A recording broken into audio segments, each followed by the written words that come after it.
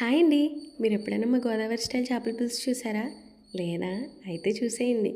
ముందుగా stove on చేసుకుని కడాయి పెట్టుకుని కావలసినంత ఆయిల్ పోసుకుని పచ్చిమిర్చి, కరివేపాకు, ఉల్లిపాయ వేసుకుని బాగా ఫ్రై చేసుకోండి.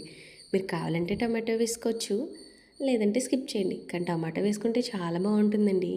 ఆ తర్వాత కావలసినంత చింతపండు తీసుకుని నానబెట్టేసుకోండి. ఈలోపు టమాటో కూడా ఫ్రై అయిపోయింది. కావలసినంత అల్లం వెల్లుల్లి పేస్ట్ వేసుకుని ఫ్రై చేసుకోండి. తర్వాత కావాల్సినంత ఉప్పు, పసుపు, కారం వేసుకుని కొంచెం సేపు కలుపుకోండి. తర్వాత మన స్టార్ ఐటమ్ ఉంది కదా, అదేనండి చేప ముక్కలు. ఆ చేప ముక్కలు తీసుకుని ఈ ఉప్పు, కారం, పసుపు దానికి పట్టేలా ఒకసారి కలుపుకోండి.